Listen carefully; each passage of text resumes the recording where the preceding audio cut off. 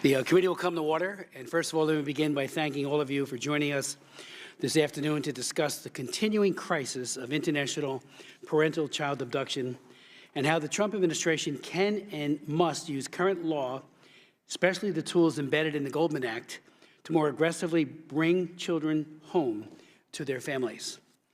I especially want to thank the brave left-behind parents in this room and hundreds of others who are here in spirit for tenaciously struggling to recover their child or children from an abduction. The deleterious physical and psychological impact on abducted children, including parental alienation, coupled with the pain and agony endured by a left-behind parent from a forced, illegal, and inhumane abduction, demands more effective U.S. government action. Today, we will hear from three extraordinary parents who have left no stone unturned in the noble quest of bringing their kids home. Out of deep love and concern for the safety and well-being of their children, all three parents, Jeffrey Morehouse, Juan Gariosia, and Michelle Littleton, continue to strive and to hope and to believe.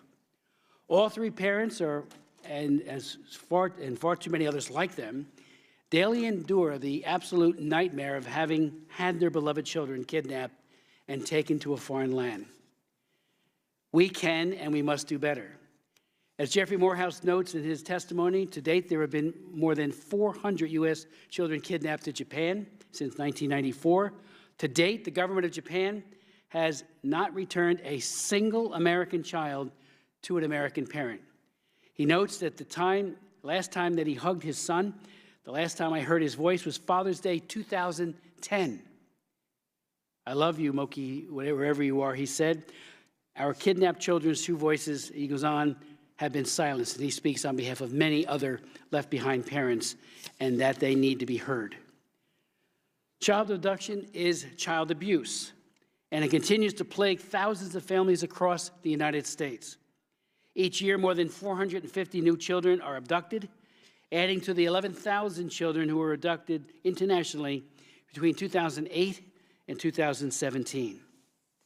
The good news, since Congress adopted legislation that I wrote in 2014, the Sean and David Goldman International Child Abduction Prevention and Return Act, Public Law 113-150, we have seen a huge reduction in the number of new abductions each year. In fact, 450 is half the number of just 10 years ago.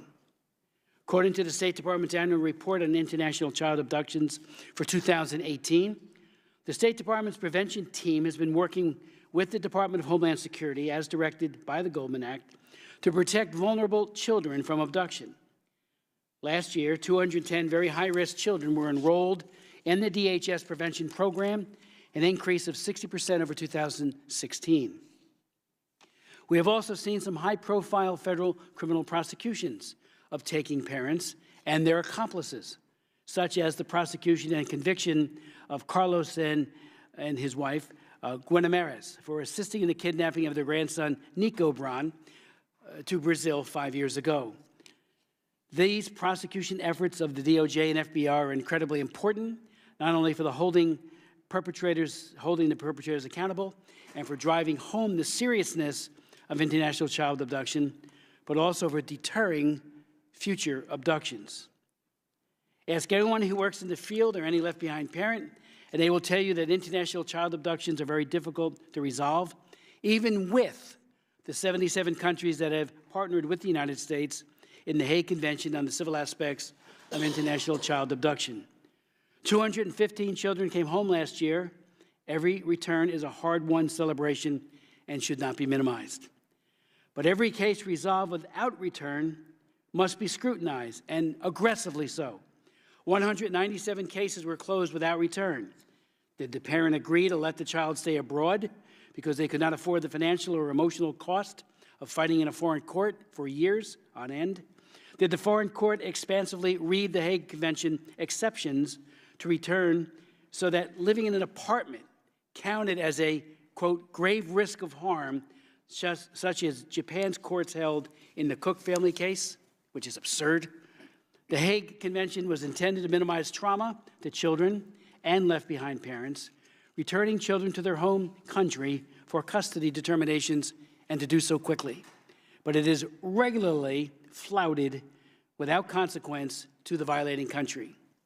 Tragically, the State Department has persistently refused, and this is the bad news, persistently refused the use of return tools that are in the Goldman Act, as envisioned by Congress, to enforce the Hague Convention in both Hague and non-Hague countries, and to move non-Hague countries to bilateral resolution agreements with the United States. A 42% turn rate of American children within 2 years of abduction, and that's the rate, cries out for immediate and systemic improvement. We can and we must do better.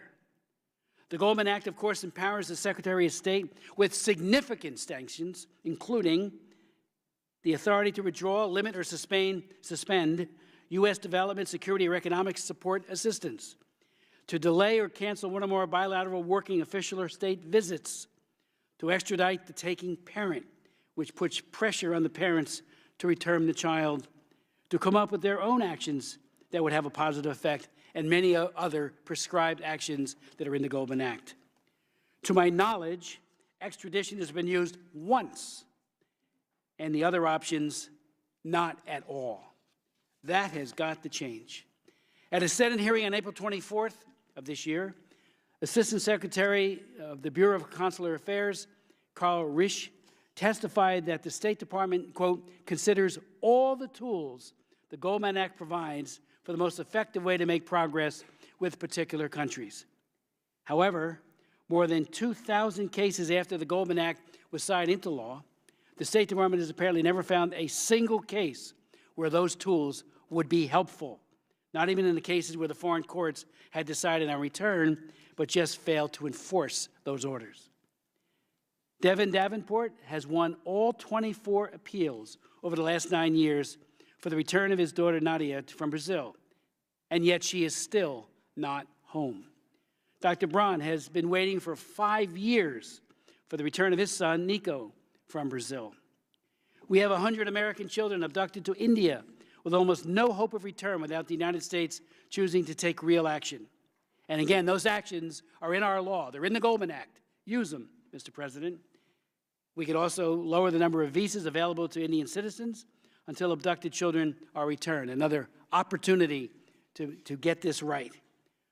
While Japan was finally named a non-compliant country by the Trump administration in this year's annual report, after having just about nothing done in the previous administration on Japan, Japan is still not held accountable for the dozens of cases that were pending before it signed the Hague Convention in 2014. And Jeffrey will talk about that in his testimony. But what a dark day that was. They signed the Hague Convention, which maybe opens up the door to some cases from then on. But all the cases that preceded ratification of the Hague Convention are grandfathered out. What a gross injustice. Marine Corps Sergeant Michael Elias suffered the abduction of his two children in Japan in 2008 after courts in New Jersey decreed shared custody and no travel for the children. Japan gave the children replacement passports to facilitate the abduction. Sergeant Elias has not been able to speak to his children in 10 years. I actually traveled with my chief of staff to Japan to raise his and other cases. And I was shocked, frankly, about what we were not doing to help this combat war veteran at least see his children and hopefully to bring his children home. I believe the Trump administration can and must do better with the backing of the Hague Convention, bilateral agreements, and requests for cooperation in the return of abducted children, and with the actions described in the Goldman Act. We can and we must do better. The time is now. Delay is denial. And for these three parents and so many others like them, the agony is every day, and then every day. And we need to change that, and we can change it with our law. I'd like to yield. Who was there first? Mr. Garrett, for such time as he may consume. Thank you, Mr. Chairman. I'm going to waive and reserve time later. Okay, thank you very much. I'd like to now yield to the gentleman, Mr. Posey. Thank you very much, Chairman Smith, for recognizing the problem that we have today and for holding this important hearing and for allowing me to join you in your discussion and your questions. I'm proud to represent Michelle Littlejohn and one of the three witnesses here today. Ms. Littlejohn's three children, beautiful children, two daughters and a son, Asila, Lila, and Yosef, were tragically abducted by her former husband to Lebanon nearly 2 years ago. She's worked tirelessly to litigate their return in Lebanese courts and has won remarkable landmark decisions that have essentially established her case to return the children. Yet she waits. I must defer to her with great respect to tell you the entire story and commend her for her brave struggle. Mrs. Littleton's testimony and that of the other witnesses here today suggests that we need to look, as you said, more closely at ways to improve our government's support of parents who face abductions and retentions. As you mentioned so eloquently in your opening statement, Mr. Chairman, Congress passed the Goldman Act to empower the State Department with tools or sanctions to discipline countries who enable abductions and retentions. I understand that you invited the State Department to participate with us today, and I must say that I'm very disappointed that we don't have any State Department officials here today to testify on how we can work together to strengthen our support for the brave parents like Mrs. Littleton. I follow the travels and the work of our Secretary of State, who clearly, obviously, gives that job absolute 100%. And I just can't tell you how I'm disappointed that none of the other 60,000 plus employees of the doggone department could not find time to show up today and participate in this important hearing that you've called. Very disappointed, and maybe I may bring that to the attention of the Secretary. These are doubtless difficult circumstances when a child abduction intersects with our foreign relations, but we must try to do better. And again, Chairman Smith, I want to thank you for holding this important hearing and allowing me to participate. I yield. Thank you very much. I'd like to now introduce our three outstanding witnesses, noble parents who are fighting for their children, beginning with Jeffrey Morehouse, who is the Executive Director of Bring Abducted Children Home, or BAC Home, a nonprofit organization dedicated to the immediate return of internationally abducted children being wrongfully detained in Japan. Bring Our Children Home strives to end Japan's human rights violation of denying children unfettered access to both parents and works to increase public awareness through community outreach on international parental child abduction. His son, Moki, remains kidnapped in Japan, despite Mr. Morehouse's U.S. sole custodial order being recognized by the courts in Japan in both 2014 and 2017. He is also a founding partner in the Coalition to End International Parental Child Abduction and the G7 Kidnap to Japan Reunification Project. We'll then hear from Juan Garreco, who is the father of two boys, Mateo and Martin, who were updated to Ecuador, who were abducted to Ecuador in August of 2016.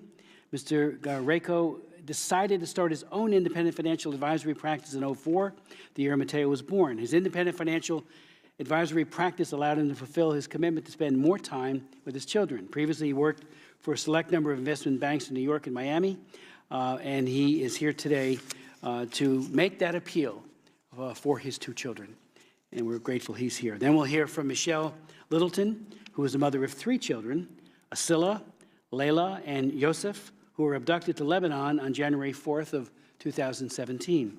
After her children's abduction, Ms. Littleton moved from California to Florida to be with her family. She was hired as an administrative assistant to the director to launch operations at Cape Canaveral Air Force Station as a contract hire for United Launch Alliance. Ms. Littleton is also selected as an ambassador to the United States Launch Alliance. Previous to her current position, she worked as a commercial real estate company, but put her real estate career on hold in order to pursue and try to bring back her children. Ms. Littleton awaits the day when she is reunited and has rooms furnished and decorated in her home on Merritt Island in Florida for the day when they come home. Mr. Morehouse, the floor is yours. Thank you, Mr. Chairman, and to the committee for inviting me here today to share my expertise and my personal experience on the ongoing crisis and crime of international parental child abduction in Japan. Japan is internationally known as a black hole for child abduction. To date, as you mentioned, there have been more than 400 U.S. children kidnapped to Japan since 1994, and the government of Japan has not returned a single American child to an American parent. Over the years, many Japanese citizens and officials have shared with me that they are deeply ashamed of these abductions and need help from the U.S. and other countries to change it. They've asked for continued public foreign pressure as it gives them the support needed internally to uproot this cabal of resistance in Japan that continues to corrupt the family court system there. This is revealed in itself in what's called the continuity principle, or simply put, judges and attorneys representing abductions and abductors, and they manipulate the best interests of the child to rule that the child should remain alienated and ignore how they ended up with the abducting parent. When Japan acceded to the Hague Convention on the Civil Aspects of International Parental Child Abduction in April 1st, 2014, you, Mr. Chairman, you joined us as we met with the Japanese ambassador officials at the embassy to discuss their plans for implementation. And I remember walking out of that meeting, knowing that our worst fears had been realized. They had no real plan to uphold the spirit and the intent of the Hague Abduction Convention. It was all misdirection, all smoke and mirrors. What we foresaw then remains true today. Under Article 21, and I'm quoting here, it says, "The central authorities are bound to promote the peaceful enjoyment of access rights and the fulfillment of any conditions to which the exercise of those rights may be subject.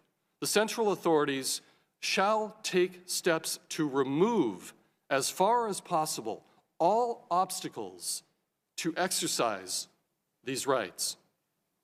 In the first known case to pursue Hague access rights in the Japanese courts, Canadian Henrik Teton requested interim access to his children and was ignored by the court.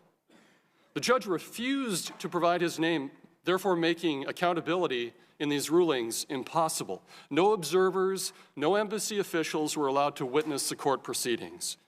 4.5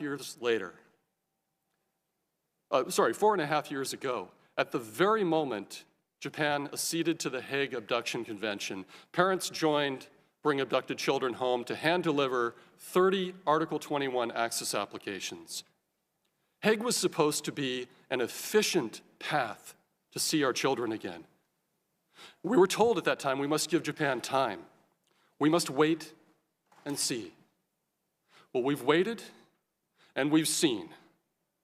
Of those 30 cases, 3 parents reported receiving 1 Skype session with their children, and 1 reported 3 sessions before the kidnapping parent cut them off entirely. None of these parents have received true unfettered access to their kidnapped children. When I personally filed for access under Article 21, my ex-wife responded by filing a new motion for custody in Japan, citing my Hague application and weaponizing it against me. I had to put my application on hold for 3 years. After winning my case in Japan in 2017 and attempting to restart efforts for access, she's been non-responsive. In consultation with the Japanese Central Authority, the Office of Children's Issues is again encouraging me to file an Article 21 motion in the Japanese courts. This is grossly flawed. As I'll state later in my testimony, Japan now admits that all power to comply with court rulings rests with the kidnapper. Japan's implementation of the Hague Abduction Convention is an abysmal failure. Hague return orders have failed to be enforced time and again, although it states under Article 7, and I'll quote again, "Central authorities shall cooperate with each other and promote cooperation amongst the competent authorities in the respective states to secure the prompt return of children. The prompt return of children. It doesn't state the optional return of children. Japan fails miserably here too. The enforcement of the return orders fails every time unless the kidnapping parent willingly complies. Now, in Japan, an enforcement involves an official going to the home and asking for the children to come out, while the kidnapping parent remains inside, prompting them to stay and holding all power over those children. For James Cook, as the chairman mentioned, he testified to this subcommittee in April. Japan's courts overturned the return order because Mr. Cook had moved into an apartment and had to share a bedroom with his sibling after the enormous legal bills incurred from years in fighting in the Japanese courts. He took his case all the way to the Supreme Court of Japan, and the Hague Convention failed again there. Laws and treaties are being ignored. Mr. Cook's children remain abducted with the kidnapping parent. This is just another example of Japan's continuity principle at work, and it crushes any hope of reuniting with our kidnapped children. According to my discussion with the State Department, Mr. Cook's case would now be classified as a judicial resolution under their interpretation of the Goldman Act. In other words, Japan gets rewarded for finding a way to avoid returning children that are kidnapped from the United States. It's another example of Japan's systemic failure to return kidnapped children. It involves two Japanese parents that were living in the United States. I point this out because it's the second time that a case involving two Japanese parents received extrajudicial effort that I have not yet seen in cases involving a non-Japanese parent. Like in the Oregon case that ended in 2016, the enforcement of the Hague return order failed. In this new instance, a Japanese form of habeas corpus petition was filed in the Nagoya High Court, but it was not awarded. So the father appealed to the Supreme Court in Japan, which issued a ruling in March 2018, and they wrote 4 significant points in that. The child was found to be unduly controlled and influenced by the mother. The second point, therefore, the child's statement was not considered to be objective. The Supreme Court in Japan determined that the retention of the child was clearly illegal. And then the Japan Supreme Court remanded the case back to the Nagoya High Court, the lower court. In effect, the Supreme Court issued an opinion, but they didn't issue a return based on habeas corpus, which evolved out of this failed Hague process. Now, in July 2018, the Nagoya High Court issued a new ruling in the case. This time, the child was ordered returned, but the mother and the child immediately fled the court. It can be assumed that the government of Japan, the courts, her attorneys, and the police know exactly where the mother and the child are. But the enforcement of the return order remains to be executed. In 2014, the Goldman Act was signed into law in part to create accountability for countries like Japan that fail to return our kidnapped American children. Multiple tools were provided: a démarche, an official public statement, public condemnation, denial or cancellation of official meetings or state visits, the withdrawal, limitation, or suspension of U.S. assistance, and a formal request to extradite the kidnapping parent. To date, only démarches have been issued. All other tools have been ignored. While we still don't have a single case of the government of Japan returning an American child to an American parent. In April, the Senate Judiciary Committee took this topic up at a hearing. Senator Booker asked, and I'll quote, "Are we using the tools in the Goldman Act beyond démarches?" Assistant Secretary Carl Risch of Consular Affairs responded, quote, "Not to my knowledge." Chairman Grassley inquired, how many démarches have been issued since the passage of the Goldman Act? Mr. Risch, there have been many. But we feel that type of diplomatic engagement is the key to success in these cases. Senator Blumenthal probed, have you used any other tools? Mr. Risch concedes they have not. In response to the committee's follow-up questions for the record, Assistant Secretary Risch responded that from 2008 to 2015, 9,127 children were kidnapped, and only 3,992 were returned. There was no substantial change in the percentage in those 8 years. Some years it went up a few points, some years it went down. If returning kidnapped children home to the United States is the key measure of success, and it is, that would point to a failure in strategy, not success. This subcommittee in April also held a hearing that examined the lack of use in the tools, and at the hearing, Chairman Smith, you noted that since 2014, we've seen a decrease in the number of new abductions, but not an increase in the percentage of returns. And you noted that in your opening statement as well. Special Advisor for Children's Issues, Suzanne Lawrence, testified, and I'll quote from her, we do consider all the tools we have at our disposal, and we do that with our interagency partners and try to use the best tool at the best moment on a case-by-case basis. We consider them when we think they will be effective.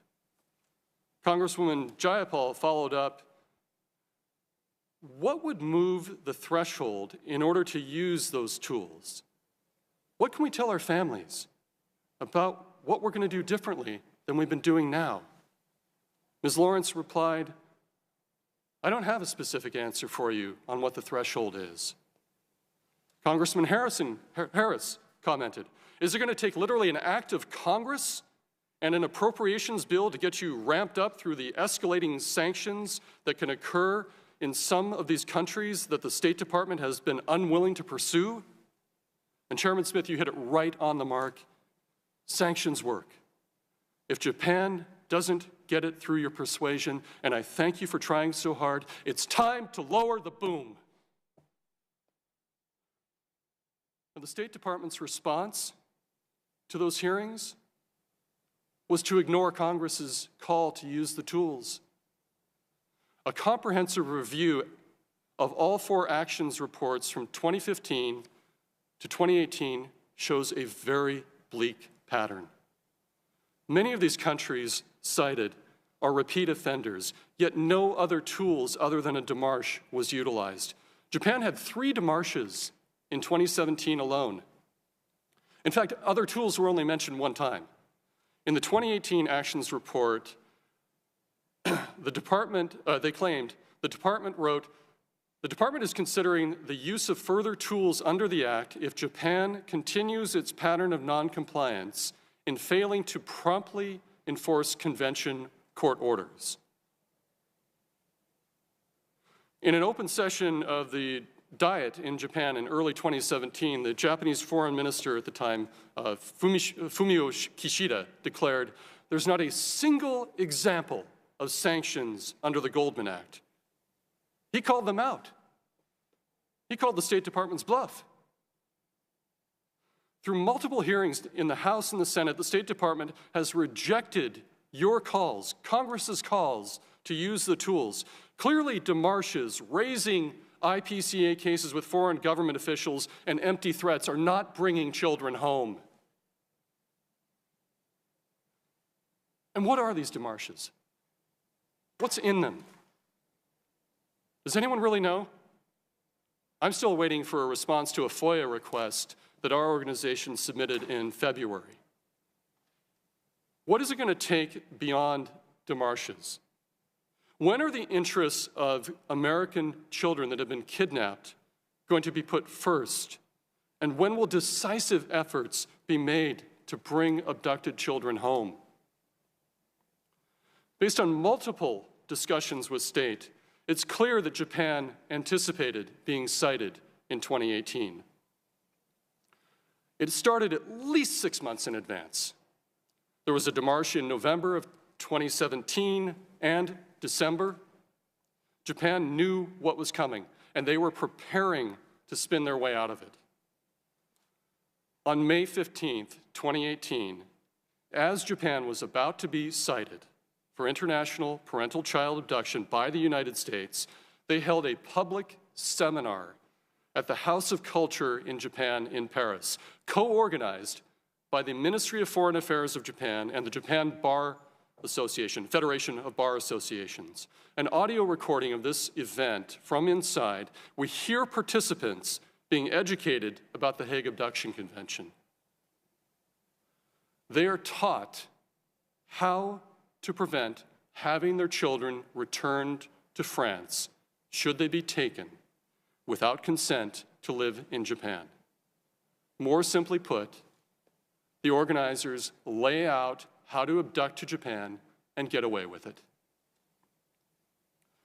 By creating a seminar that advised potential abductors how to circumvent a Hague return order, the government of Japan has exhibited a shocking and blatant disregard for this international agreement. When they were exposed and confronted by French Senator Richard Young, Japan's Ministry of Foreign Affairs tried to deflect it as a rogue act by a presenter they invited. Now, if that were true, somebody from the Japanese government staff would have immediately interrupted at the seminar and disavowed their government of this. They would have denounced it right then and there. They didn't do that because it wasn't a rogue act. It was intentional. The government of Japan is a shameless co-conspirator. I'll note that seminars continue to be held, and there's little reason to believe that the content has changed. There was one scheduled in London, and I believe there was another one scheduled in New York. In June of this year, just after Japan was cited by the United States, their press reported potential draft legislation to purportedly address the child abduction issue. This was an attempt to change the narrative. It noted that there is nothing under Japan's legal system to deal with parents who refuse to hand over their children in defiance of a court order. The proposal on an interim report considered fining parents to encourage them to voluntarily comply. Now, fines and voluntary compliance already exist, and they haven't solved the problem. Fines can be levied, they can be imposed, but they have to be collected and substantial enough to bend a kidnapper's will of defiance. That's a very narrow and unique set of circumstances. It's not a judicial or legislative reform. As this potential draft limped along, in September, it was reported in the press, the rules now call for giving more power to enforcement officers and allowing handovers to take place in the presence of parents with custodial rights. On condition sufficient consideration is paid to the sentiment of the children. We've got to unpack this a little bit. It sounds good, but there are two immediate problems with it. First, a Hague case has to do with habitual residence, not custodial rights of the child. There could be a parent seeking a return order that might not have sole custody or the recognition of being the custodial parent in Japan or under Japanese law. It's habitual residence that we're dealing with. Second, what is it that they mean by sufficient consideration paid to the sentiment of the children? It's another loophole.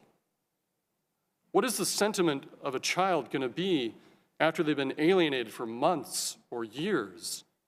They're going to be filled with confusion, fear, anger, anxiety, all directed at the parent who's here to take them home. Is this, quote, sufficient consideration going to dictate enforcement is still abandoned because the child appears more accustomed to living a life under duress? These are subversive efforts to give the false impression of progress in Japan. It's more smoke and mirrors. Though the State Department has put great hope in Japan's potential legislation, a recent discussion I've had with them reveals that they were working on a draft from the summer, not the current legislation. The current potential legislation. It's not even a bill yet. The current version, according to our partners, have gutted the bill and would be completely ineffective if it's ever passed in a year or years down the road. So don't be misled by reports in the Japanese press and from State Department meetings with the government of Japan of sweeping legislative changes to improve our kidnapping crisis. Japan should not be rewarded with more time to fix problems that were exposed years ago. Let the kudos come after our kidnapped children are returned.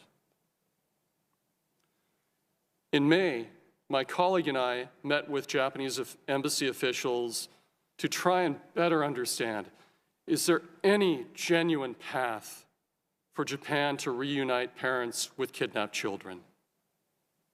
The head of Chancery, which I think is essentially their number 2 person there, Mr. Takuya Sasayama, was shockingly candid to us. He said, your access depends on the mother and the child's wishes.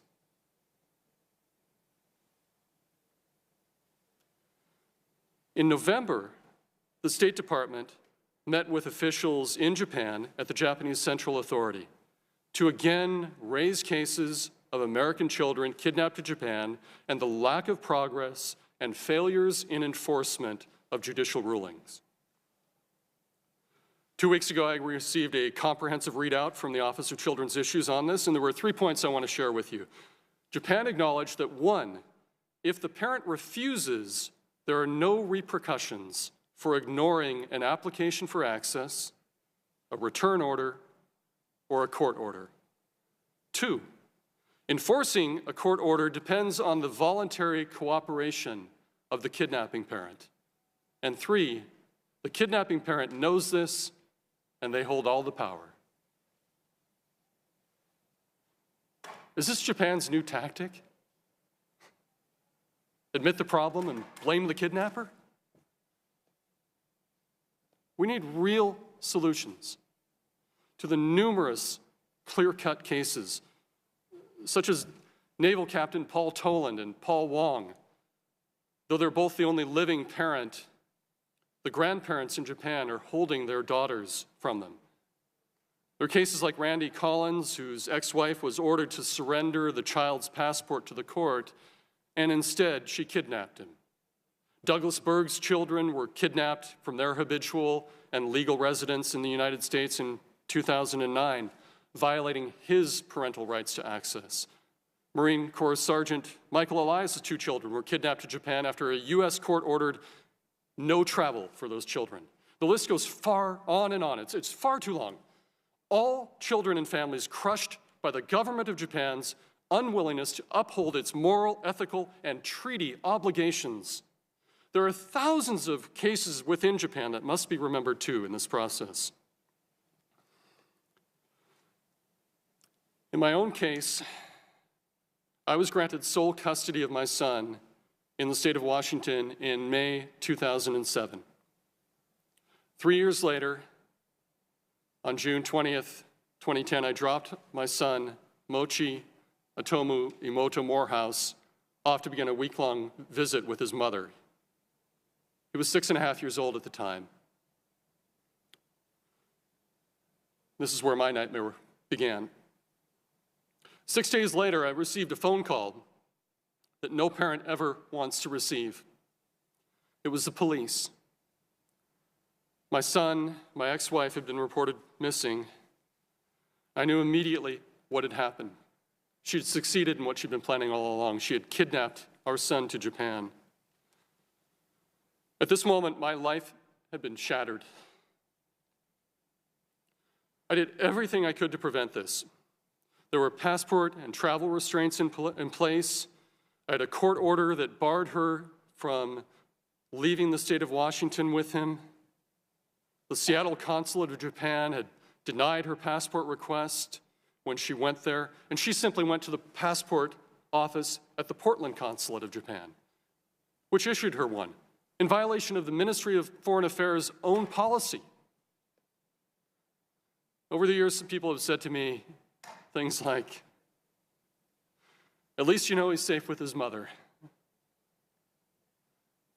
He might be somewhere in Japan, but he's not safe. He's at risk. He's been willingly and intentionally kidnapped to a foreign land with the intent of alienating him from me and everyone he knows." Imagine being a small child and your mother steals you away to a foreign country and tells you your father doesn't want you anymore or he's dead. Your whole life is now built on a foundation of lies. This is not what a healthy, nurturing parent does. It's child abuse. In 2014, and again in 2017, I won another landmark ruling in Japan. The court declared my U.S. sole custody order has legal effect. My ex-wife has no legal custody rights in Japan, none. They also cited her admission of illegal acts of passport fraud and forgery. There was no intent to offer justice, though. It was simply the continuity principle at work again. Doesn't matter how a child ends up with an abductor. Japan will not uphold laws and treaties to return children to their rightful home. In the end, the court refused to even reunite Mochi and me. I don't even know where he's being held. Our kidnapped children's true voices have been silenced. They need to be heard. In the beginning of my most recent legal battle in Japan, my son, 13 at the time, was asked by his attorney, "Do you ever think of your father?" And he replied, "Sometimes I dream of him at night," as he cried, telling that lawyer, "The last time I spoke to my son, the last time I saw him, was on Father's Day of 2010.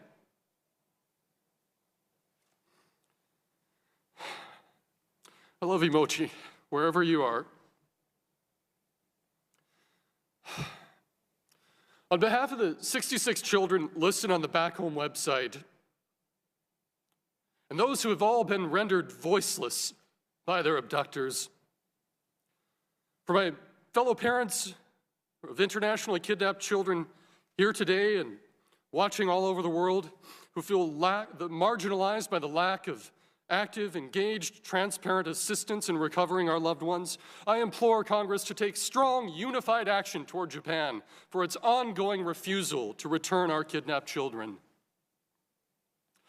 For the past 2 years, Prime Minister Abe has spread it all over the press how President Trump and the U.S. are going to help Japan resolve the 1977 to 1983 kidnappings of 17 of their citizens kidnapped to North Korea. I feel for those parents. I understand their pain. It's our pain. And the U.S. should help. It's the right thing to do. President Trump ran on putting America first. Well, putting America first means putting America's kidnapped children first and bringing them home. Prime Minister Abe, what about returning the 400-plus American kids kidnapped to Japan since 1994? What about returning Mochi? The government of Japan throwing their arms up in the air and saying, it's up to the kidnapper. It's not acceptable. The government of Japan is complicit here. Last week, Secretary Pompeo said to the German Marshall Fund in Brussels When treaties are broken, violators must be confronted, and the treaties must be fixed or discarded. Words should mean something. How will Japan be confronted? In September, the President addressed the United Nations and declared, quote, "We're standing up for America and the American people." Who's standing up for America's kidnapped children? Words must be backed up with actions so that Japan will recognize that enough is enough. And the United States will not tolerate the ongoing kidnapping and retention of our citizen children. In Vice President Pence's press statement from his November trip to Japan, he stated to the Prime Minister that President Trump has made a commitment to, quote, "speed up the sale of defense technology to Japan." And we're keeping that promise. Before the end of the year, we will deliver 10 F-35s to Japan and 6 more in 2019. I urge Congress to take immediate action while the opportunity exists and block the sale of defense technology to Japan until our kidnapped children are returned to us. They've broken their treaty obligations. It's necessary to stand up for the American people here. Create the sanction, please. Stop the delivery of the F-35s. Tell the Prime Minister it is not acceptable to continue to hold my son, Mochi, Atomu, Imoto, Morehouse, or any of the 400-plus American children kidnapped and retained in Japan. Mr. Morehouse, thank you very much for that very persuasive testimony on behalf of your son, as well as all the other left-behind parents who are being, I believe, cruelly mistreated by the government of Japan. Thank you so much. We'll now hear from Mr. Guerreco. Thank you, Mr. Chairman. Chairman Smith, members of Congress attending this hearing today, on behalf of my 2 children, Mateo and Martin, I would like to thank you for giving me the opportunity to speak here at the United States Congress about international parental abduction and the Goldman Act to return abducted American children. It has been well documented that international parental abduction, in most cases, is not an act of love, but rather an extreme form of child abuse. Children who are victims of parental abduction usually have already gone through the pain of their parents' separation or relationship breakdown. Due to the unilateral decision of one of their parents, these children then face the trauma of suddenly losing contact with their mom or dad, the left-behind parent. Sadly, this is precisely the case of my 2 boys, Mateo and Martin, who have been deprived of any contact whatsoever with their dad for over 2 years now. The effect of international parental abduction on children can be catastrophic. An essay published by the American Bar Association reports that, I quote, "Children that are abducted for over 6 months display severe psychological trauma and severe social disorders that will likely not be resolved as long as the child stays with his or her abductor. Although reintegration with family after many years can be difficult for the child, this is often the only chance the child will have to overcome the issues caused by the abduction. Most children are found to improve with the stability of being home with a searching parent and attending therapy." The essay goes on and says, "Children of long-term abductions report a feeling of resentment toward both parents. The abducting parent for stealing them, and the left-behind parent for not rescuing them sooner. And the longer a child is on the run, the more emotional damage is done. Abducted children have a high rate of seeking out their left-behind parent as teenagers and adults, always seeking reunification even after many years apart. This suggests that returning a child to a left-behind parent, even after many years, is often what is best for the child and is what the child desires, end quote. Shortly after my children's abduction in August 2016, I found much needed encouragement and hope from a press release dated November 18, 2015, from former Secretary of State John Kerry. And I'm going to highlight 3 paragraphs of that statement. 1, according to the press release, one of the Department of State's highest priorities is the welfare of children involved in international parental child abduction cases. And one of our most effective tools for resolving these cases is the Hague Abduction Convention. 2, in 2014, Congress passed the Sean and David Goldman International Child Abduction Prevention and Return Act, which gives the Department of State additional tools to advocate for the return of the abducted children. And 3, there can be no safe haven for abductors. There can be no safe haven for abductors. So I'm going to focus my testimony on those 3 topics.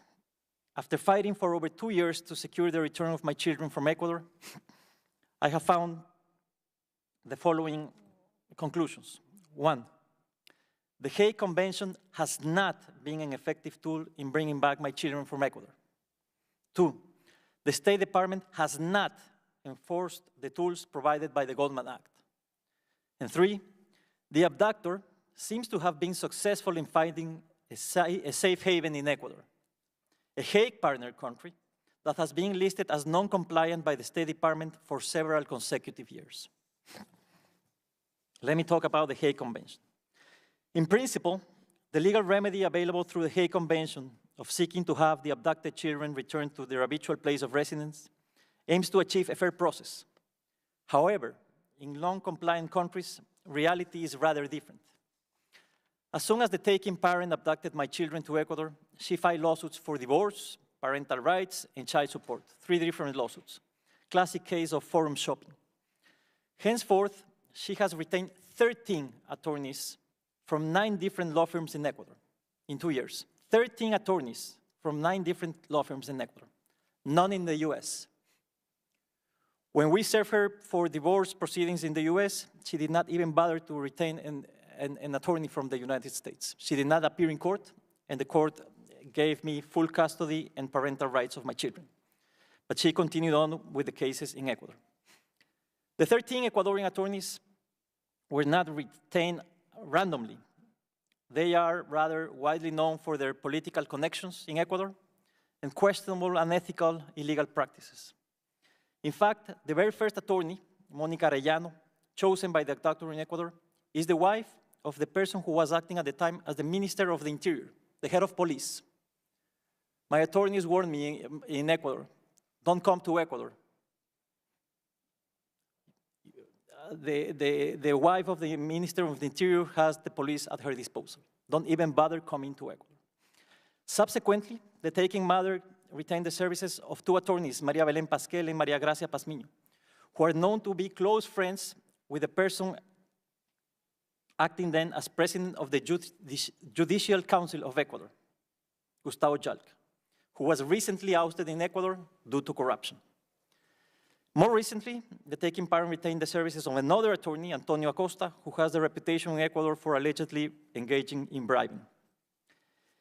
It is worth emphasizing that we have documented a fairly large number of irregularities since day 1 in Ecuador. Let me share some of those irregularities with you as they pertain to the Hague Convention in Ecuador. The lower court hearing in April 2018, the judge, Marianela Maldonado, did not allow testimony from U.S. independent professionals that were going to testify via video conference. She just didn't allow them to testify. These professionals included family therapists and the guardian ad litem from Miami, who were appointed by a Florida judge.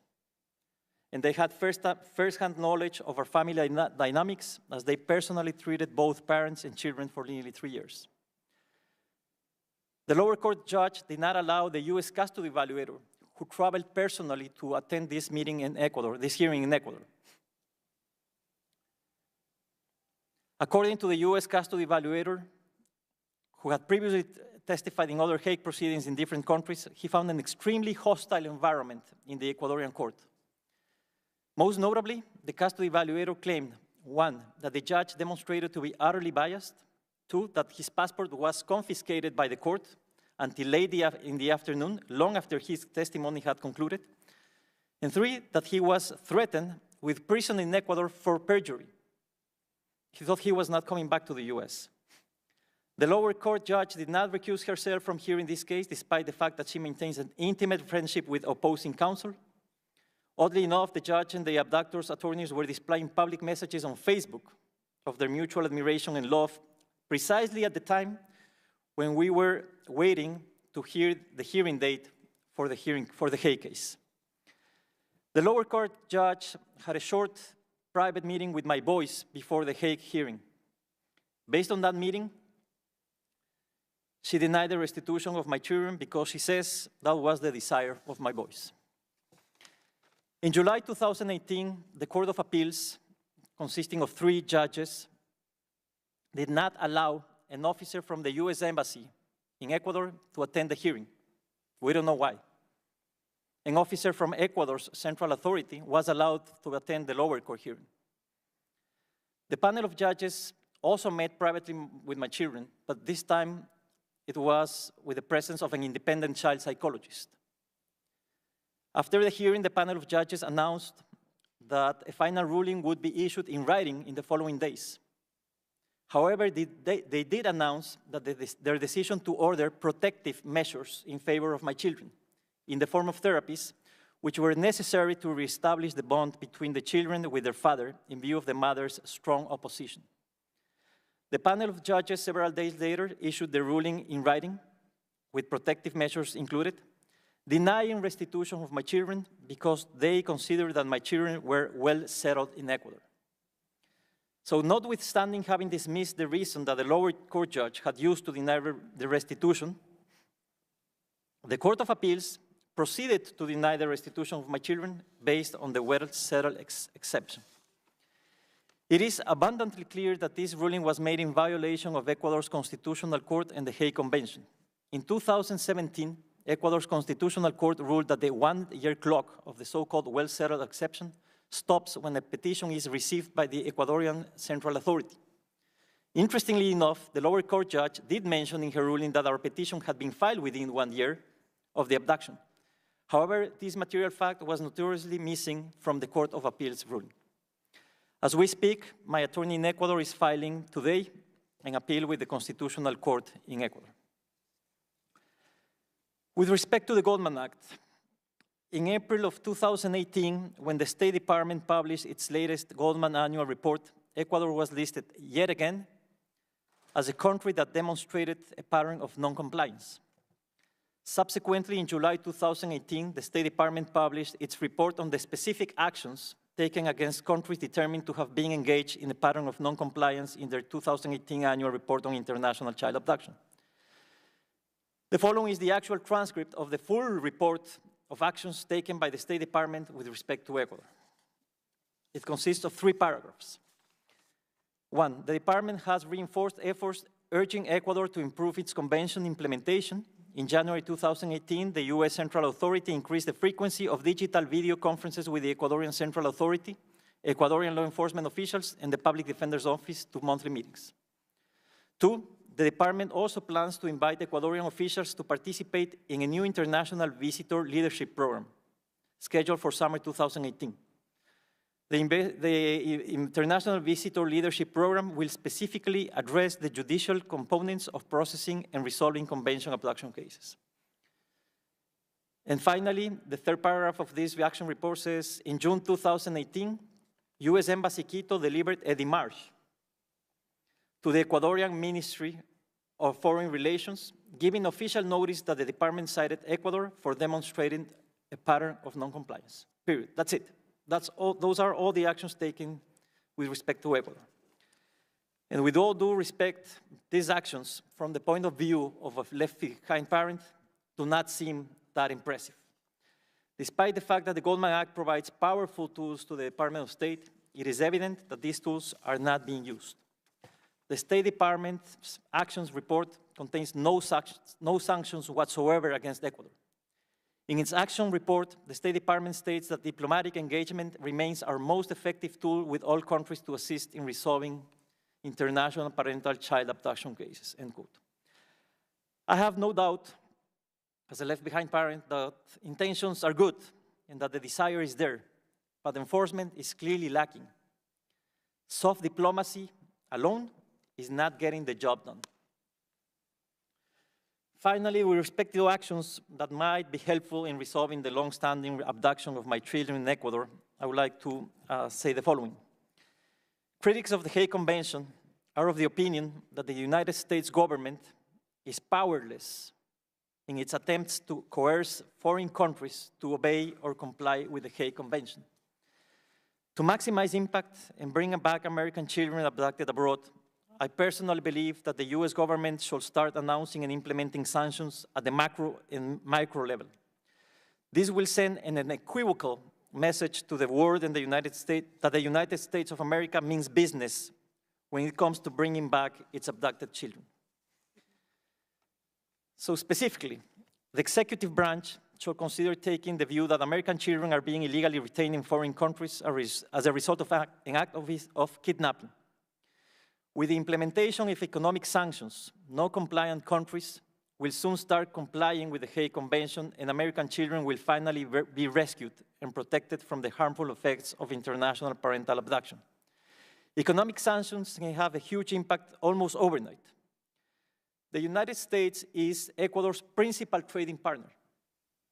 Conversely, Ecuador is the 42nd largest trading partner of the US. Currently, Ecuador benefits from tariff-free entry into the United States for many of its products under the Generalized System of Preference, GSP.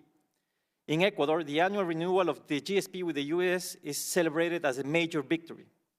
Under current president of Ecuador, Moreno, Ecuador is now expressing interest not only in negotiating a new bilateral investment treaty with the US, but also is exploring a commercial trade agreement between both countries.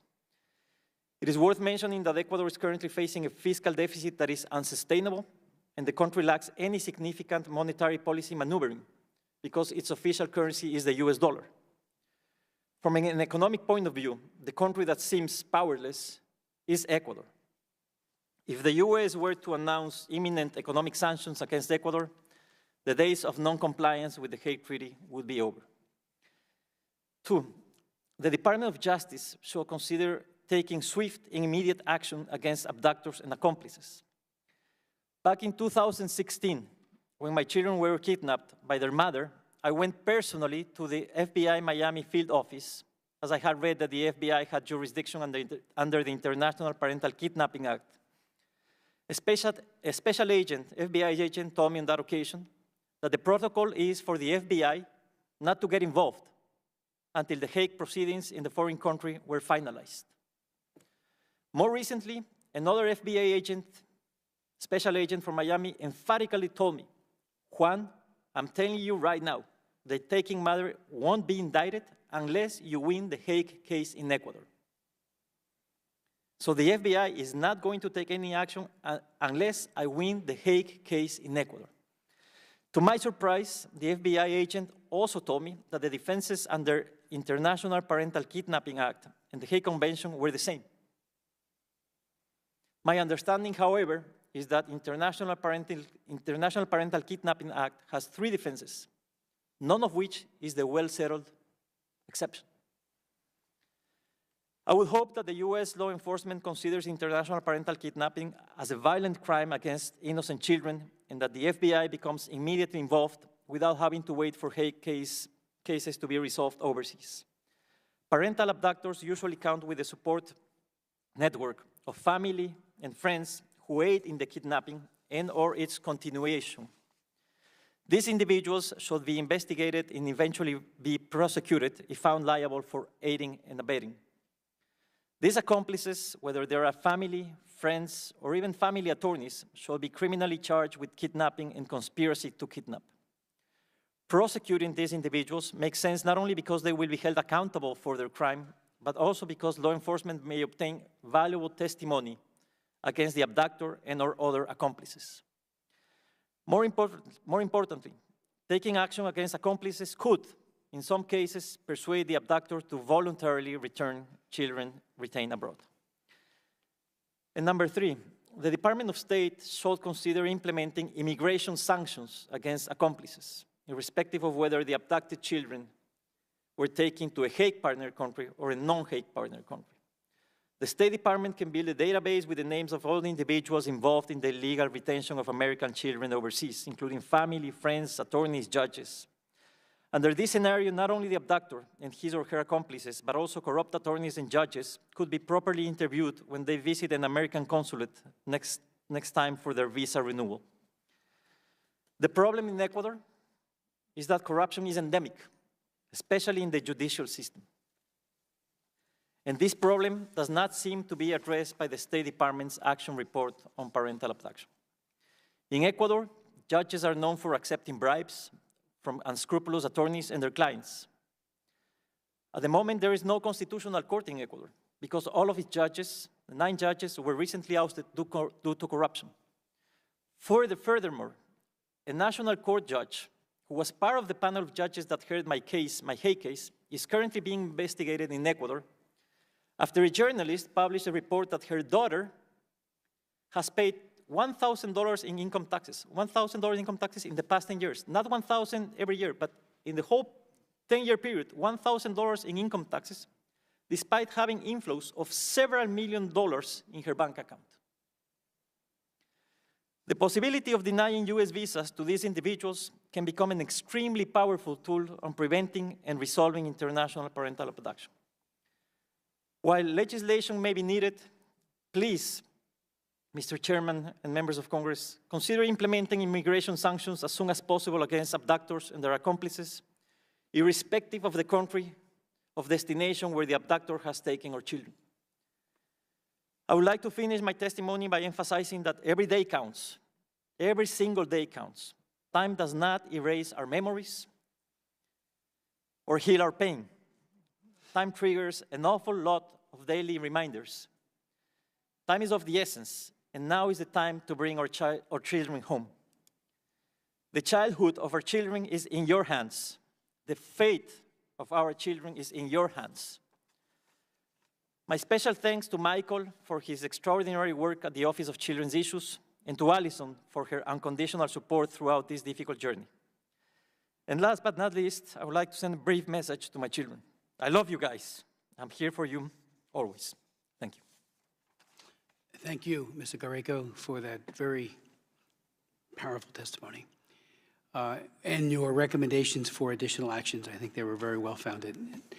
Ms. Littleton, I yield such time as you may consume. Chairman Chris Smith, Congressman Bill Posey, and distinguished members of the committee, thank you for holding this important and urgent hearing on international child abduction.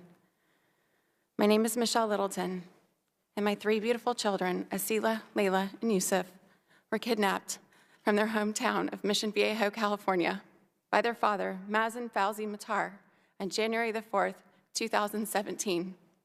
It was the middle of the school year on what was supposed to be a 10-day vacation over Christmas break.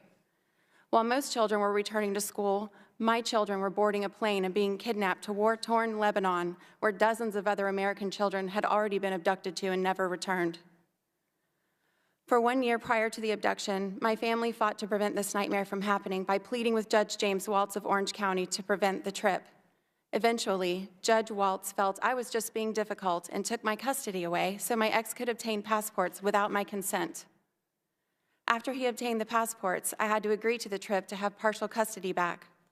Judge Waltz should have listened to my desperate warnings. By not researching the Lebanese history of non-returns, he failed to protect the very United States citizens he serves. All judges should have awareness of IPCA and strongly consider the risks involved when approving international vacations, especially when one parent is communicating fears of abduction and the data is available to show that return from a particular country is extremely difficult or impossible. My worst fears for both of my daughter's safety and well-being became real when I requested the State Department perform a welfare and whereabouts visit. During the visit, the grandfather stated that my girls are almost of age to be married. They were 12 and 13 at the time. There have been times when the embassy could not visit the children, either because it was not safe for the staff to travel to Tripoli or because my ex-husband denied access. I have gone several months at a time without being able to contact my children. I cannot imagine the heartache my children must be feeling, especially my son Yusuf, who was only 5 years old when he was abducted and ripped out of my arms. With the help of my Lebanese lawyer, Mohammed Ayoubi, I have been able to slowly but successfully navigate through the foreign and complex Lebanese court system. However, 2 years into my fight, and I am still up against my ex-husband's delay tactics from Lebanon enabling my husband's tricks. He has filed appeals to every victory I have won. I have even won full custody in Lebanon. The Lebanese civil and execution courts have ordered the children to be returned to me in the United States immediately. Not surprisingly, my ex filed an objection to the execution enforcement order based on what he calls no jurisdiction for the Lebanese authorities to enforce their own return order. It has been 3 weeks since he filed the objection to enforcement, and he may be able to run the clock for another 8 weeks or more with frivolous delay appeals. I am grateful that Lebanon has recognized the situation for what it is, a kidnapping, and issued orders for my children's return to their home here in the United States. But my ex, who is a U.S. citizen, is making a mockery of Lebanese courts, U.S. courts, and worst of all, putting at risk the lives of our children. This should not be tolerated by the government of Lebanon or the United States. I have not been able to see my children in 2 long years. I have asked if I could travel to see my children, but I'm told it's too dangerous. This is my painful reality and hell that I have been living for 2 years. I want my children home for the holiday more than anything in this world, and me and my children have the right to be together now, right here on American soil. It must end at once with my children at home with me. This could be a watershed moment for U.S.-Lebanon relations. Although the United States has had dozens of children abducted to Lebanon, I do not know of any cases before mine with a court order for return from a Lebanese court. In fact, there have not been any court order returns ever reported to the State Department. 0. With the current court orders in place in my case, Lebanon could for the first time return an abducted child to the United States. It would be a timely and welcome gesture of cooperation between Lebanon and the United States as we seek justice for children abducted, wrongfully retained in either country. It goes both ways. The State Department and law enforcement have been so helpful in my case, and I'm thankful that they have even more tools at their disposal in the Goldman Act if Lebanon fails to enforce the return orders they have issued. Almost $200 million and so much more is provided in aid to keep Lebanon safe and strong. So much is at stake. Isn't it time for Lebanon to enforce the return orders that they have already acknowledged to send my children home? I call on the State Department to use every tool at its disposal to bring these American citizen children home immediately. And I appeal to Lebanon to please, quickly, enforce the return orders Lebanon has justly upheld. Set the example so that any parent now considering the child abuse that is child abduction will know that Lebanon does not aid kidnappers. I have one message for my children. I love you, and I'm fighting for you, and I cannot wait for you to come home. Thank you. Ms. Middleton, thank you so very much for that strong testimony, for the appeal to our government to use every power at its disposal, to every tool to bring these American children home immediately. I think that's part of the message that we are trying to send to the White House and to the Department of State, that you have tools in that toolbox that remain unused, and because of that, the people on the other side of this issue, and that is to say the kidnappers, are able to game the system in such a way that they stall, they play out by years, and at the end of the day, your children and the children of so many Americans never come home while they're children, maybe as adults, but certainly not as children. So I do have a few questions I'd like to ask. Both Jeffrey, you and Mr. Greco mentioned that you won in court. No, you've mentioned you won in court, Ms. Littleton. You won custody. On the enforcement issue, that seems to be perhaps one of the biggest Achilles heels in all of this. When even David Goldman, on whose case I worked, he was in a situation where he would win cases, and then they would just appeal, and went on for years. And it gets to the point where you spend so much money and time and effort, they hope that you'll just pack your bags and go home, which you don't do, and so many others don't do. They double down and try even harder.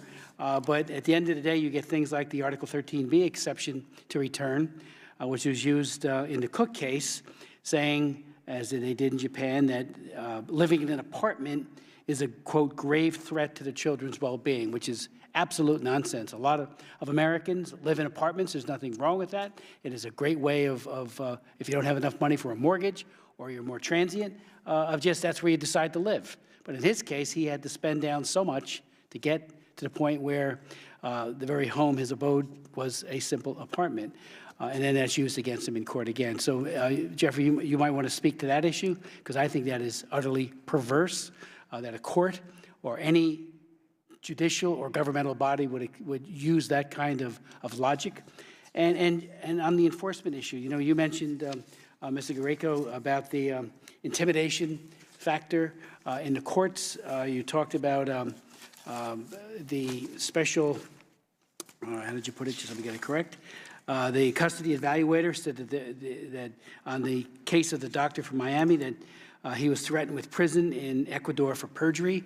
The threat, however strongly it is made, of possible prosecution can have a chilling effect on what happens after that, and that goes for judges as well. If they feel they may be subjected to that kind of abuse, they may rule the other way. So you might want to speak to that as well, because I think the idea of restitution is a very dangerous a tool in the hands of a kidnapper and an abductor. So, and then finally, and then I'll go to Mr. Posey, and I do have some additional questions, to speak to the issue of, if any of you can explain or give any insight as to why you think both the Obama administration and now the Trump administration have not used the tools that were given to them. When I authored the Goldman Act, we took many of the prescribed sanctions that were embedded in the International Religious Freedom Act as a very good template on what we can do on a human rights issue, and this human rights issue is used against Americans and American parents who are left behind. And it seemed to me that we had a well-founded group of sanctions, and DeMarche was to be the beginning, not the beginning, the middle, and the end, and the only thing that is employed. It was not meant to be, it was just meant to be the warning shot before all the other sanctions begin to kick in. So if you could speak to that, and then you've all, in your testimonies, made an appeal for that, but if you could also just, in a couple of sentences or two, if President Trump were sitting here, if Secretary Pompeo and others in the chain of command were sitting here, because they have to execute the laws, they have to implement the laws, we write them, but we do oversight as well, and that's what this is, to say, please, Mr. President, just implement the law. And as you said with the GSP, Mr. Guerrero, if GSP was put on the chopping block, the abductions would go away. They would stop this horrific game, this dangerous game, this ugly game of siding with abduction and with kidnappers. And then I'll go to you.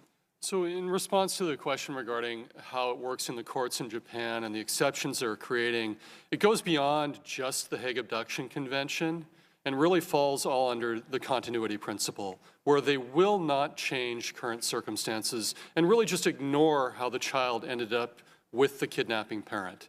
We saw this play out in Mr. Cook's case, where they engineered the end conclusion that they wanted to get to, which was to not return the children, by crafting a best interest of the child argument based on living in an apartment. And as you pointed out a moment ago, many Americans live in apartments. My son, when he was born, we lived in an apartment in New York. It's a very common part of American society. And I'll note, also in Japanese society. So it's really kind of a hollow argument that they made there.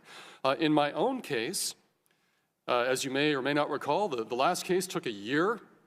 We thought we had a real chance at proving that he had a great life available to him here in the United States at home. Went through all of the motions. I had to present to court investigators pictures of my house, my neighborhood, square footage, all of these great attributes of living in the Seattle area. And they just sat there and marveled at photographs of a very average American house, discussed that, asked me several questions with no real intent of doing any judicial investigative process. It was all pre-engineered, even to the point of the fact where they asked for us to present a reunification process for Mochi and me. And we drew it out in a very Japanese style. It was going to span about a year to reunite him, which truly is absurd under the circumstances, but I was willing to go to that extent. They never even looked at it seriously in their ruling. They simply ruled that the U.S. custody order that I've had since 2008, has legal effect in Japan, denied her all custody rights under Japanese law. So ergo, I am the sole custodial parent of our son, both in the US and Japan, and they are unwilling to enforce that. And then simply on the unwillingness to reunite, I think that was based on, as I testified earlier, he expressed his true opinion months earlier to an attorney. They had many months to sanitize that response and provide an answer for what the court wanted to hear in order to justify not reuniting Mochi and me. Just another example of how the continuity principle works in Japan. Mr. Chairman, with respect to the intimidation issue in the lower court in Ecuador, the U.S. custody evaluator, Dr. Miguel Firpi from Miami, is a very well-known professional that has over 20 to 30 years experience in hearings. And he's one of the few people actually in Miami who has gone to different countries to appear in hate cases. And he called me the following day and he said, Mr. Garaycoa, I cannot explain this to you, but I have never, ever experienced something like what happened or transpired yesterday in Quito. I'm glad to be back in Miami. At one moment, I thought I was not coming back. The opposing counsel threatened me with calling the district attorney's office that day, at that time in the afternoon in Ecuador. I was threatened that my passport would not be given back to me and that I would not go back to the US because you are committing perjury. He was not, and these two, the judge did not contain the opposing counsel. She kept quiet. So Dr. Firpi told me I could not give my testimony in a free manner. And to my surprise, the other professionals that were about to testify via video conference were not allowed to testify. And I'm sorry to tell you, but the judge was completely biased, and this is not looking good. The hearing that day did not finish, did not end, because there were other witnesses in Ecuador, but he told me by the day this hearing is over, chances are is that the judge is going to rule against you. And that's in fact what happened. Dr. Firpi told me just last week when I knew about this hearing in Congress, he told me that he would be willing, more than willing, to testify here at some point. And I think it would be interesting for you to hear from an independent professional how a foreign court works, and whether that court is being fair or unfair, and he's willing to come or to testify via video conference at any moment in time. Thank you, Chairman. Thank you, Chairman. I think that in general, it's very easy to look at Lebanon and recognize that they are not compliant. So far, no children have ever been returned from Lebanon. I think we're moving forward into a better space and relationship with them. They're definitely putting the right foot forward. They're here today. But more has to be done. And the fact that there's never been a child returned from Lebanon is frightening as a mother who has daughters who could be married off. And we know that because the welfare and whereabouts visit that the embassy did proved that. So, I mean, are we going to send them another démarche when my daughter is married off? Mr. Garrett? Mr. Chairman, the only people more frustrated in this room than perhaps yourself and your staff than me are the ones at that table. And I want to concede that on the front end. Having said that, and I'm leaving this body in just a few short weeks, and there are a lot of reasons I'll be glad to be gone. And one of them is that we sit in this room oftentimes and identify real problems with real victims, many of whom are human beings, every one of whom has import in my worldview to include not only yourselves but your children. And we talk at these problems and we don't solve them. Now, I want to commend the chair of this subcommittee, Mr. Smith. Goldman has the teeth to make this happen. But there are 435 members, 441, concluding non-voting members in this chamber, and 100 across the hall. And there's one guy sitting in the White House.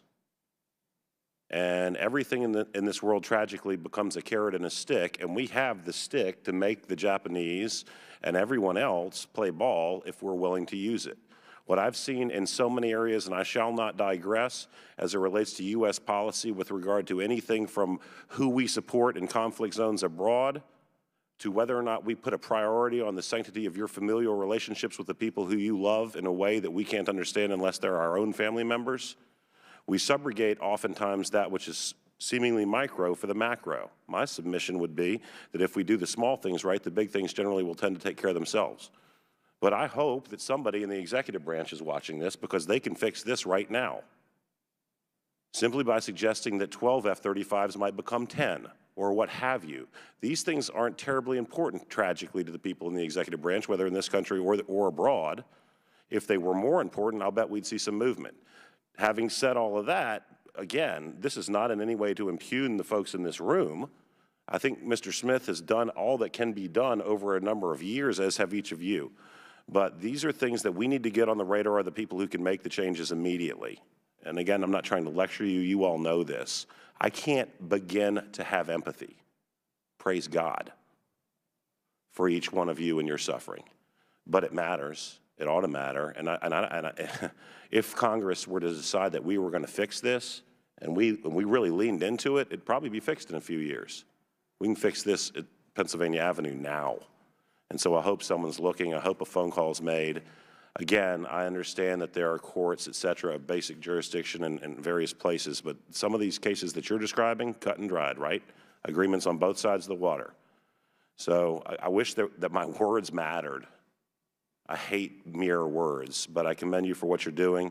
To the extent that I'm able to help during my time here and after, I will.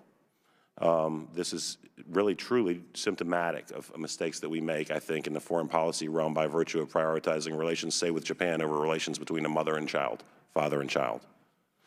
And I, again, think that you can have good relations with our colleagues in the global community and prioritize those familial relations. And candidly, I don't think they're mutually exclusive. And secondarily, I think they might be even better if we showed that we actually adhere to the values that we say we do. Because that's where I think we fail in the grand scheme. People are looking to see what this country does, not what it says. And what we're saying is all the right stuff. What we're doing is not generating the results. So I thank you and yield back. And I genuinely and sincerely thank you for the privilege of having been able to work with you. And again, I wish condolences meant anything. It's tragic what you all are going through, and I hope that it sees a rapid end. But I fear that until we attitudinally shift how we do business internationally, that it'll continue. Thank you.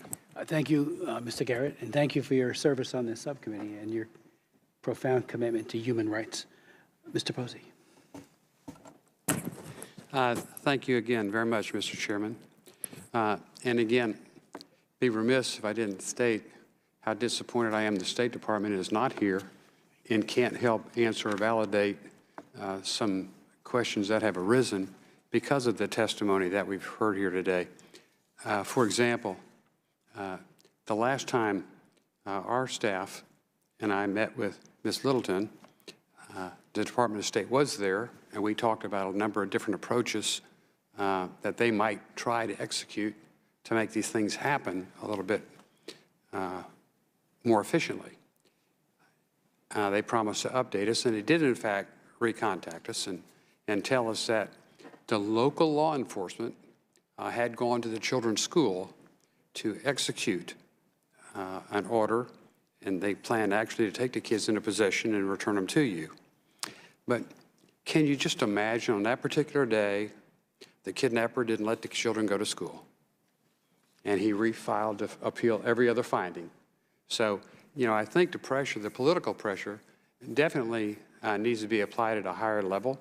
As is mentioned here, when we interface with the local authorities, there's obviously more than a little bit of corruption, and they're not on our side like so much of the international community.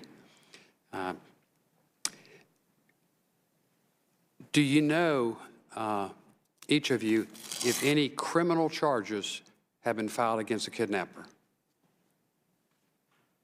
Yes, I'm aware of criminal charges being filed. Have they been filed? It's been 8 Yes. years. Yes. Have they been filed? Yes. Is your ex wanted by the FBI for interstate transportation of children illegally, or what's the charge? It's under IPCA, the International Parental Kidnapping Crime Act, and passport fraud. Okay. How severe is the penalty for that? I'd have to look at the statute, but they are extraditable because it does meet the Subcommittee. It meets Japanese law under the interpretation of the Department of Justice. Because that's pretty significant. I think that got left out of the testimonies here. Sir, in your case? To my knowledge, in Ecuador, or people who have found a safe haven in Ecuador have not been criminally charged by the Department of Justice here in the U.S. But where were your children kidnapped? My children were kidnapped to Ecuador. They were taken from Miami to Ecuador by their mother. And I met with the FBI in Miami, and they told me they're not going to do anything unless I win the Hague case in Ecuador. Okay, so you have to win a case against Ecuador, a foreign court, before, and I wonder why your FBI office is different from your FBI office. If I could address that briefly. My colleagues and I have met in the past with the Office of the Attorney General at DOJ, not directly with the office, but underneath in the building. And we've cited the fact that there's been gross inconsistency in the FBI throughout the country with regard to responding to parents of kidnapping cases. I've seen instances, as he's described, as well as parents being turned away, claiming that the parent needed to file local charges first. Nowhere under the federal statute does it require any sort of prerequisite. So I do not know if it is a fundamental lack in training, policy, or just a desire to push parents away because in the end, these cases are hard to prosecute, and they'd rather put resources elsewhere. But it is important to actually get this on the record and get it cited. And the last thing I'll just add in response to that is our coalition of organizations has asked for the past several years for DOJ to provide statistics on how many cases they have pursued and indicted under the International Parental Kidnapping Crime Act of 1993. To date, they have declined, stating that they do not collate those numbers and advised us to reach out to each district office throughout the country. Frankly, I think that's kind of a nonsense response, but that's what they tell us. Thank you. I'm not a lawyer, but I think your court proceedings make it very clear that the children have basically been kidnapped out of Miami, and I'm shocked that you couldn't get any charges filed, and he could. Ms. Littleton, how about you? There is a federal warrant from the FBI for international parental childhood abduction. There is a warrant. There is a warrant. Okay, so 2 out of 3. But if I could just add to that, in my experience in knowing hundreds of cases, we are the outliers that actually have received response and indictments by the Department of Justice. It's highly unusual. Okay, thank you. And again, you wonder what the parents are telling their home countries too. that are obviously taking the kids, the kidnapper's side.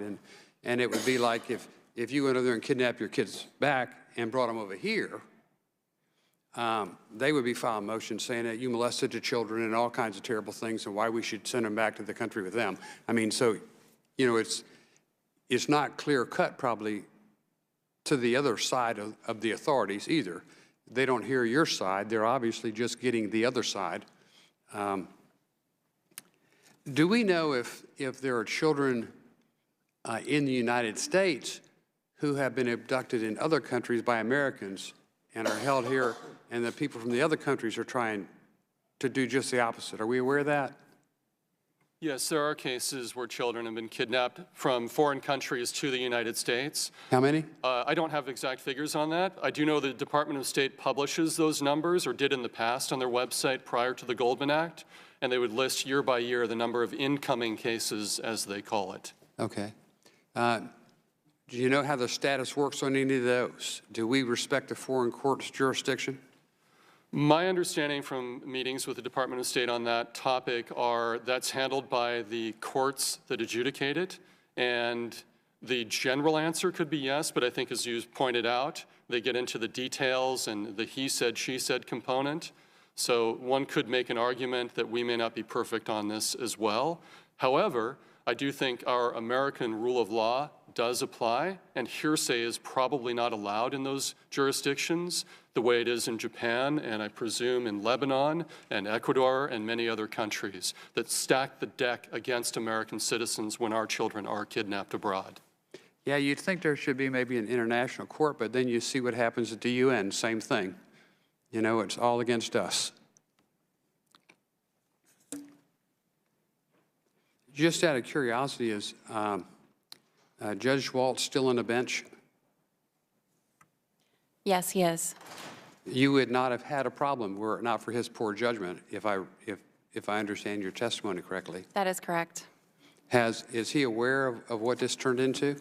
He's fully aware, and he actually finished doing the final court orders, the final return orders that we submitted to the Lebanese civil court that Lebanon has acknowledged. So he has tried to make it right or rectify it, but I've been left to the fate of my lawyer in Lebanon using the court documents that Judge Waltz is now sending, so to have my children returned. And he seems like your attorney there. I was on the phone with you one time when you did a conference call, and he seems pretty confident and seems confident and competent. And I guess he did get everybody to the point they wanted to go until the local police muffed the execution of the order for whatever reason or however reason. The kidnapper knew about it, and that's kind of sad. Mr. Chairman, I think it's really clear that we need to get some level of the State Department involved, at maybe a higher level, that would actually want to show up at a hearing and see what was said and be up to date on this stuff. And I think to the point of the witness today, clearly the local level of governments are not going to be responsive. I don't think we're going to expect to see any change of behavior on their part unless we get higher level interaction on our part.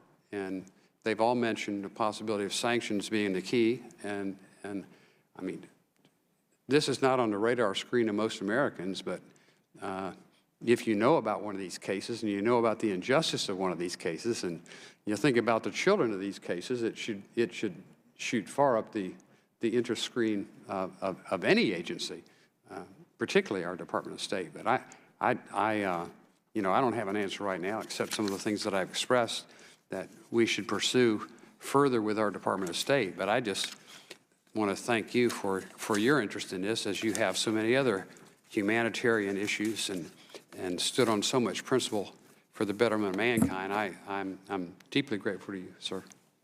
Mr. Posey, thank you very much, and thank you for being such a great advocate for Ms. Littleton.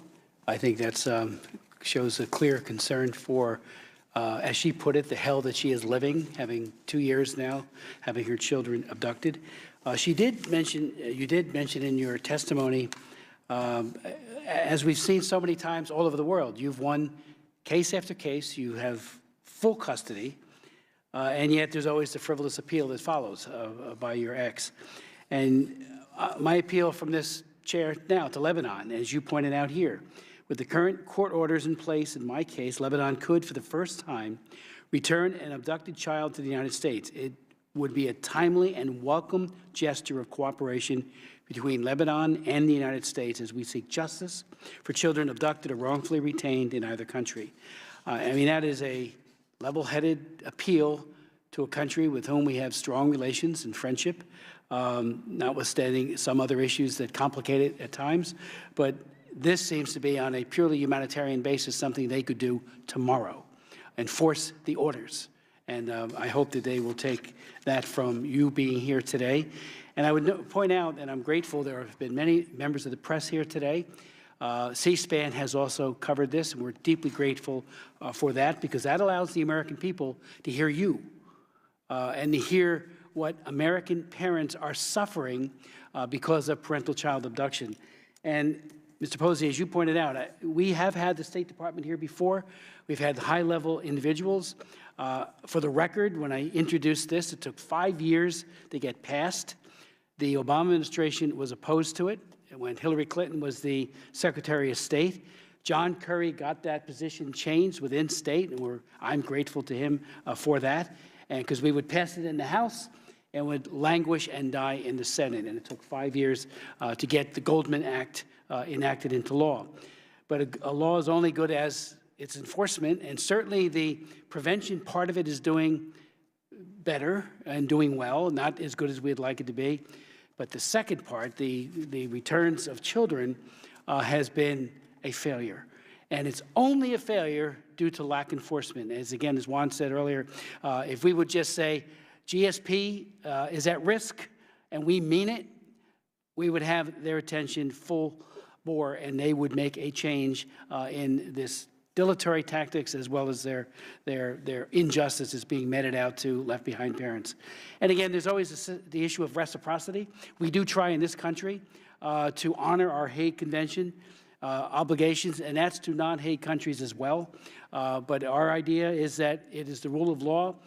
Custody needs to be determined at the place of habitual residence, not in some far-off court of law somewhere where a judge may not be Hague literate and not know the issues like parental alienation and the damage it does do to children. So we need, I think, perhaps to do a letter to President Trump, and include your testimonies and some of the other very, very high-profile cases that make the case for robust and rigorous enforcement. And it also ought to go to Secretary Pompeo as well. I've raised it at the highest levels myself, but when you hear what you had to say here today, you can't help but be moved mightily to do far more, and hopefully the President will have that same view. Enforcement has been the problem since enactment, and it's time for that to change. The pivot day should be today. So if any of my distinguished panelists or any of you would, any final comments or okay. So thank you. We will work with you. It is bipartisan, I'm happy to say, and my hope is that your children will be home soon. God bless you.